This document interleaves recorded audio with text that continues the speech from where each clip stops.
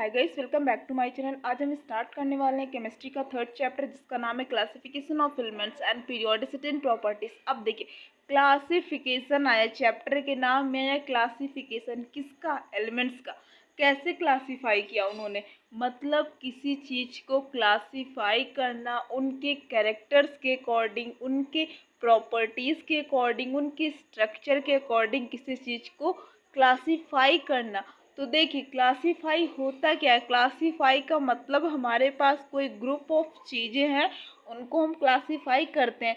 Late me take the example. जैसे कि हम अगर एग्जांपल को लेते हैं तो हमने देखा कि हम अपनी लाइब्रेरी में, अपने घर में, मतलब कि हमने एक तरफ सारी की सारी बुक्स का पूरा ग्रुप रखा हुआ, उसी फिजिक्स, मतलब कि हम एग्जांपल लेते हैं, हमने अपने बैग में बुक्स कॉपीज रखी हैं। अब टीचर ने बोला केमिस्ट्री की बुक निकालो क्लास 11 की, तो हम आसानी से निकाल लेंगे क्योंकि हमारे पास नंबर ऑफ बुक 5 और 6 ही हैं।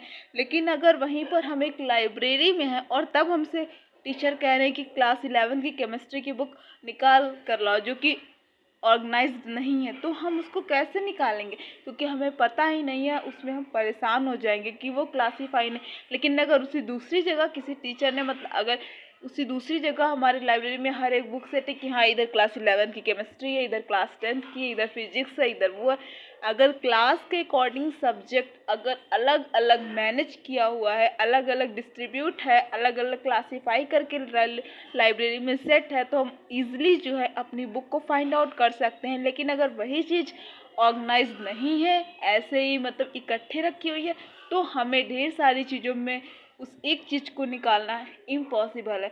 तो इसीलिए हमारे साइंटिस्ट आते गए, जिन्होंने क्लासीफाई किया एलिमेंट्स का, उनके प्रॉपर्टीज़, उनके फंक्शंस, उनके स्ट्रक्चर और उनके मास नंबर, एटॉमिक नंबर के बेसिस पर। तो देखिए, अगर पहली चीज़ हम बात करें इस चैप्टर में हमें क्या आना चाहिए, तो सबसे पहली चीज़ आप लोग क्लास 11 में तो एटलीस्ट 30-40 तक एलिमेंट लर्न होना चाहिए। जैसे कि पहला हमारा हाइड्रोजन होता है, फिर हीलियम होता है, lithium, beryllium, boron, carbon, nitrogen, oxygen, fluorine, neon, sodium, magnesium, aluminium, silicon, phosphorus, sulphur, chlorine, फिर argon, potassium, calcium, then scandium, titanium, vanadium, chromium, manganese, फिर 26 iron, cobalt, nickel, copper, zinc.